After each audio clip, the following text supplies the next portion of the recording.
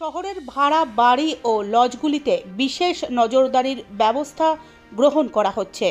ভিন রাজ্যের দুষ্কৃতীদের কলকাতা শহরে অবাধ আনাগোনা রুখতে আরও কড়া ব্যবস্থা নিচ্ছে কলকাতা পুলিশ। লালবাজারে সাংবাদিক সম্মেলন করে জানালেন কলকাতা পুলিশের সিপি মানজ ভার্মা। তিনি বলেন, জয়েন্ট সিপি ক্রাইম ব্রিফ করে দিয়েছেন।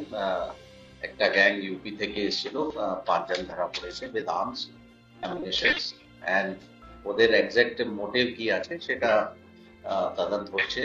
এন্ড যেহেতু আর্মস অ্যামিনিশন আছে, নিশ্চয়ই ক্রাইমের মোটিভ হবে, এটা আমাদের ধারণা। কিন্তু ডিটেল আরও পাওয়া যাবে যখন ওদেরকে ফার্দার রিমান্ডে নিয়ে আমরা ইন্টারোগেশন করব।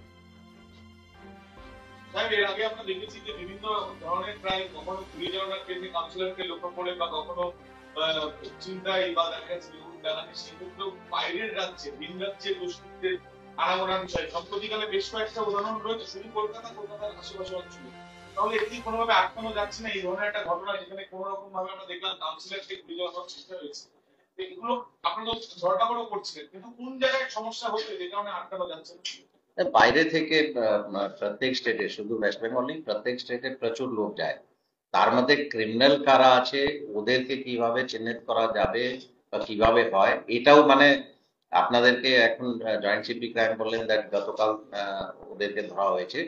কিন্তু এই ইন্টেলিজেন্সের যে প্রসিজার আছে ওটা শুধু একদিনের কাজ নয়। নিশ্চয়ই মানে আমাদের কাছে কিছু ইনপুট ছিল, তার উপর সার্ভেলেন্স রাখা হয়েছিল, এন্ড যখন এখানে ওরা এসছে, ইনফরমেশন ম্যাচিওর করেছে, তো ওদেরকে ধরা হয়েছে। তো তার পিছনে কি ব্যাকগ্রাউন্ড আছে আর কিভাবে আমরা অপারেট করি, শুধু আমরা এখানে নেই, আমাদের টিম বাইরে গিয়ে বিহারে রিসেন্টলিও আমাদের একটা টিম গিয়েছিল, ওখানে প্রচুর দুটো জায়গায় আর্মস ম্যানুফ্যাকচারিং ইউনিট বিহার পুলিশের সঙ্গে রেড করে অনেক সিজার, ওখানে ভালোই সিজার করা হয়েছে এই বছরের বিগিনিং।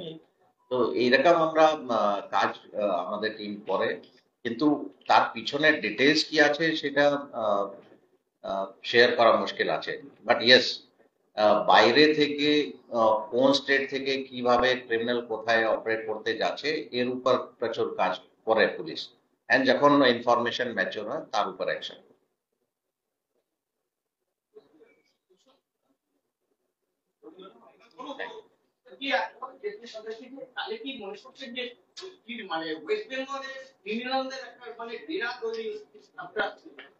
না, এটা এইভাবে মানে জেনারেলাইজ করা খুব মুশকিল আছে। ক্রিমিনাল শুধু ওয়েস্ট বেঙ্গল নেই, ওরা বিভিন্ন জায়গা থেকে বিভিন্ন জায়গায় যায়।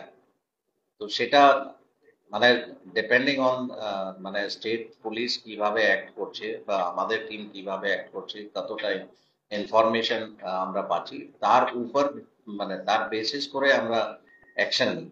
কিন্তু শুধু এটাই বলা কি মানে বাইরে থেকে শুধু ওয়েস্ট বেঙ্গলই ক্রিমিনাল আসছে, এটা ঠিক নেই।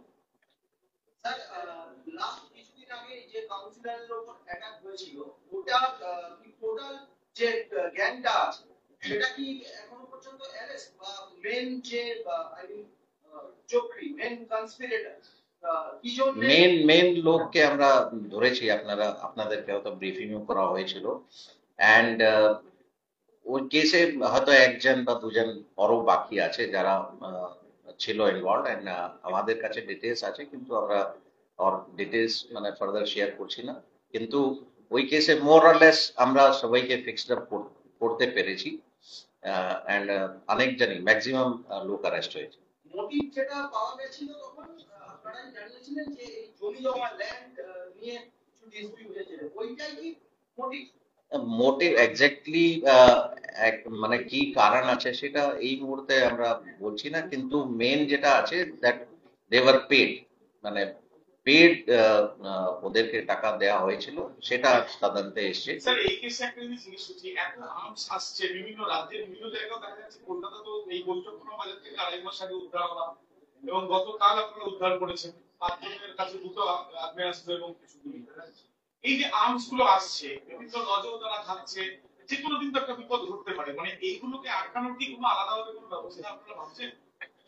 এটা ডিটেলস মানে কিভাবে আমরা কাজ করি এটা বলা মুশকিল হবে এই প্ল্যাটফর্মে।